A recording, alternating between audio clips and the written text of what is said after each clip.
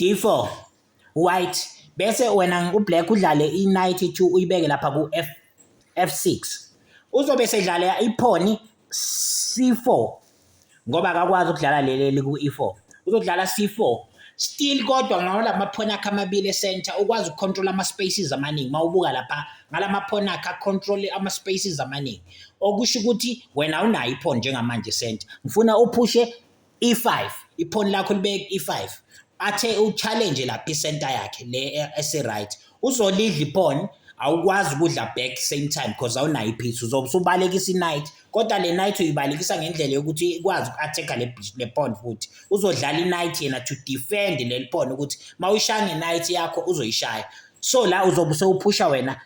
D6 ipawn to D6 uphusha ipawn ulibeke ku D6 still attacking le pawn lelise center uzolidla ipawn lakho la because he's still winning a pawn une pawn up alitholile lelo mphelona uzobe usushaya ngebishop ungashayi ngepawn ungashayi ngequeen ushaye ngebishop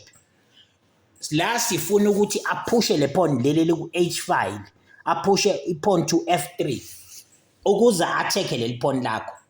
le knight njalo mawungayibuyisela emuva it's a win for white kahle kahle noma kungasi win but nje kusho ukuthi wena waste ama moves so uzothatha i-knight uyoshaya ku F2 ushaya ipawn to F2 wait manje la le knight mayingayishayi attack iqueen nerook so kuyamphoqa ukuthi akayidle le knight usuluze i-knight kodwa khona imove enhle ozoyenza is to move ibishop uyibeke ku G3 and say check to the king uyabo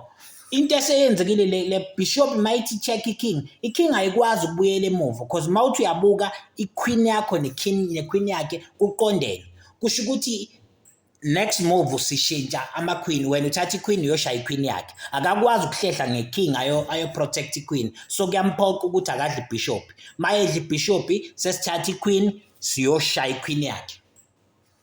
ngaleyo ndlela sesiwine iqueen in exchange for ibishop nelokhuza yakhe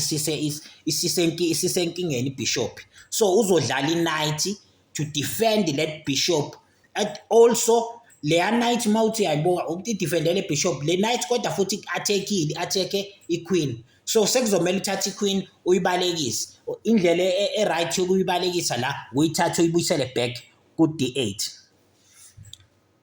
uyibuyisele ku D8 angazama ukuthi athathe ibishop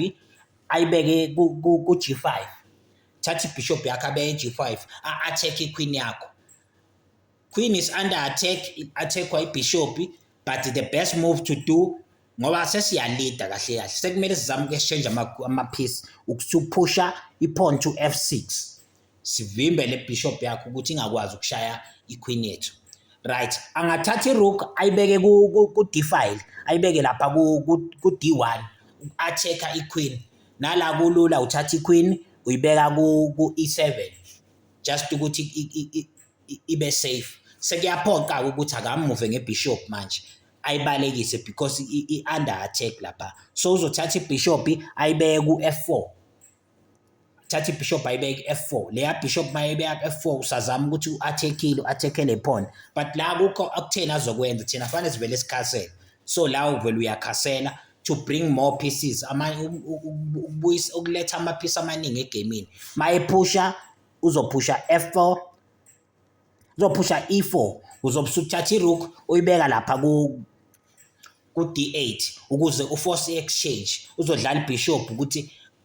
avimbe ukuthi kungabi uyo exchange thina so exchange shaya irook ashaye ngerook yakhe uzobe sewudlala i-knight because ama-piece akhe awakadevelop wonke uzobe usudlala i-knight uyibeka ku C6 wenzela ukuthi uzokwazi ukuthi ukhiphe ibishop and umvimba nokuthi aphushe leya pawn yakhe uzobe usukhipha ibishop ukhipha ibishop bese udonsa nerook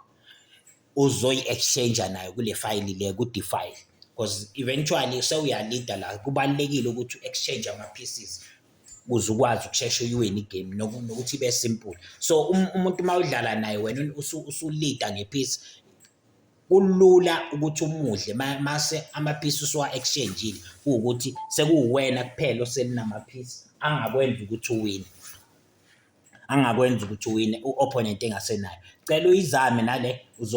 ungawina ama-games amaningi. I-trap esiyidlala ngamaphisi amnyama, umnikeza i-center ngamaphisi wakhe, ngamaphone wakhe, but eventually bese wena uthola i-development e-fast. Ngicela ulike, usubscribe, siqhubeke sikufundise. Siyabonga.